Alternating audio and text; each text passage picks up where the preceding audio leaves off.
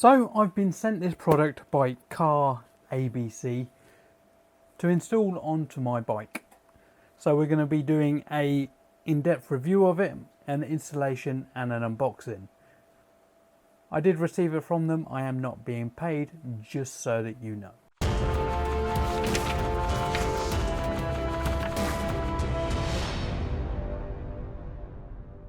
Hello my fellow riders and welcome back to Riding Reviews. Today we're going to be unboxing this dash cam slash GPS slash Google Play display for any motorcycle. So I have my Kawasaki GPX 600R, first manufactured in 1988 to 1997. The model that I'm going to install this on was the 1996. And as you can imagine, that bike hasn't got hardly any modern technology on it. It doesn't come with ABS, doesn't come with GPS, doesn't come with CarPlay, and it also doesn't come with a digital display. It hasn't even got a cup holder. So we're going to install this. As I said, we're going to do an installation guide, an unboxing and a test ride with it installed to see exactly how it performs. So anyway, let's unbox it. I haven't actually had a look in this yet. It came in the post and I am going to unbox it for yourselves. Comes with a sheath. On the back it says it's got an ARM Cortex A7 processor, 128/16 DDR3 RAM, 5.0 IPS high brightness display, front cameras is 1080p, rear camera is 1080p, tyre pressure sensors, it says here available to purchase, picture format JPEG, video size 2 megabytes, GPS track playback, G sensor, medium, high and low, parking monitor, time lapse, Wi-Fi and Bluetooth, simultaneous audio and video recording, external TFT, max 256 gig. A C10 is recommended.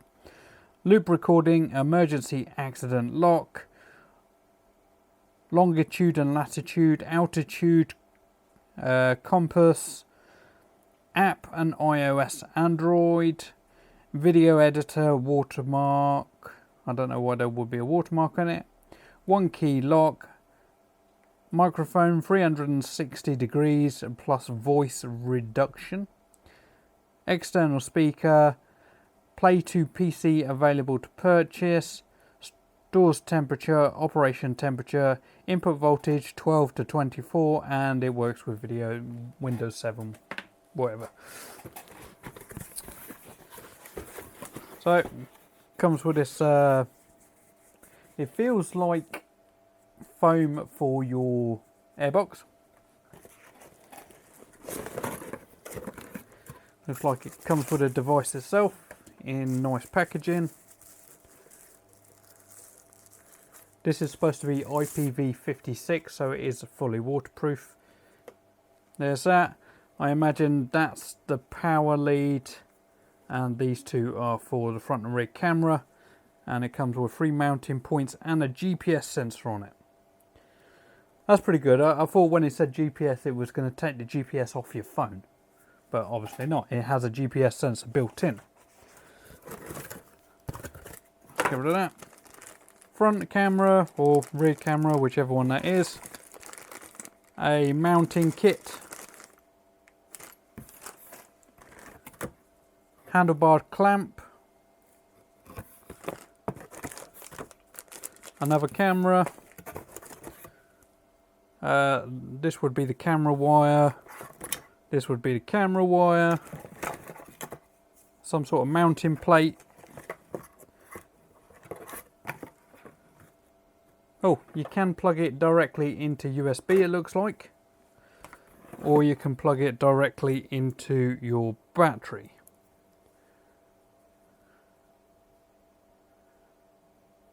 and it's got a some sort of power brick inverter or whatnot. Oh, and it's even got, in this container anyway, front and rear pressure sensors, but it states on the box that it doesn't come with them, so there you go.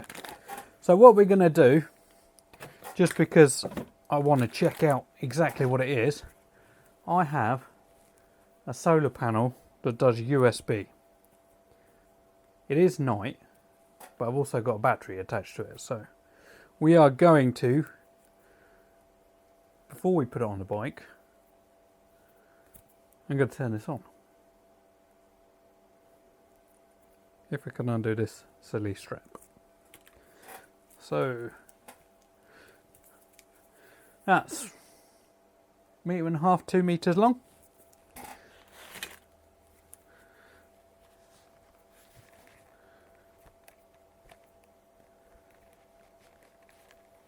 In theory, what I could do is I do have a charging bike kit mobile phone charger with a USB on the top. I could go straight into that, but I'm probably not going to want to do that because that one isn't attached to the ignition, so it is on all the time. I want something that comes on with the ignition.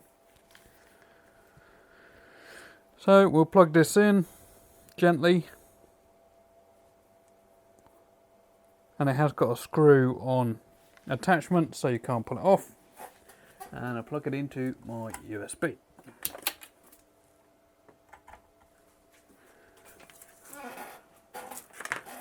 Oh, welcome.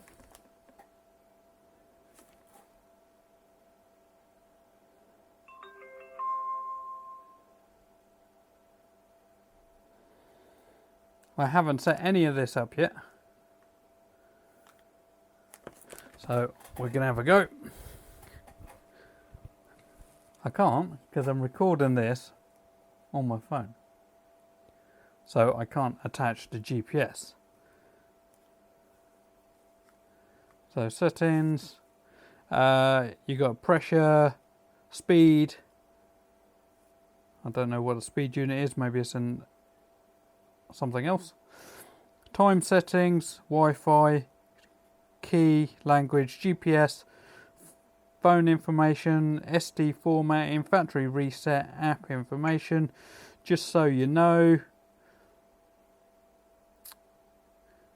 software on this is version 2.1. Who knew? And apparently it says on the version software QR code that it's from KYCam 2. So we'll just come up and have a look. Oops, not that way.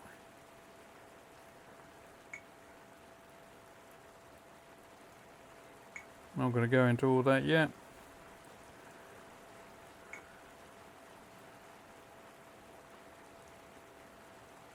So it does have the GPS, so let's have a look at that. BT Android Auto.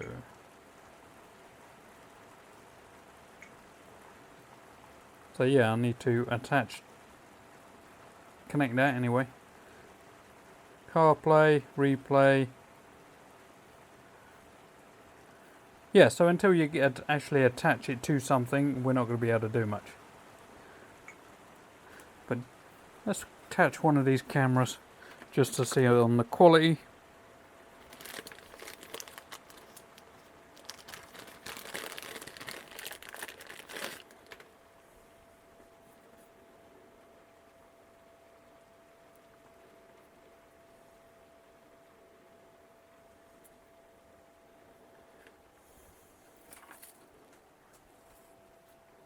Oh, let's take the screen off.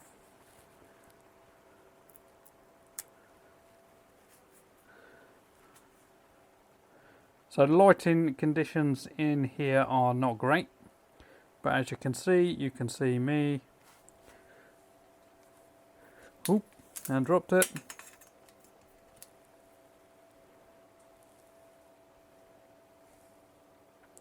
You can see my Kawasaki and another Kawasaki is going on that bike.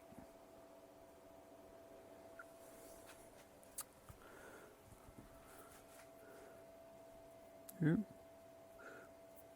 Make myself feel sick.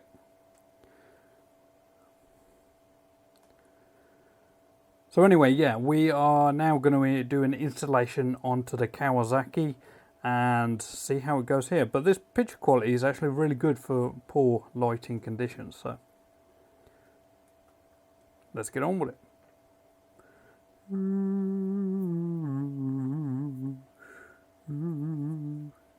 You don't want to see this on when you're on a bike because it means you fell off.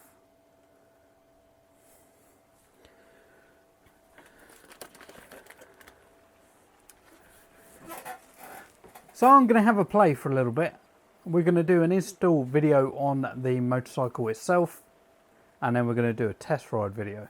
Hopefully by then I'll have attached it to the Google and Android Play. If I did, I will record the process.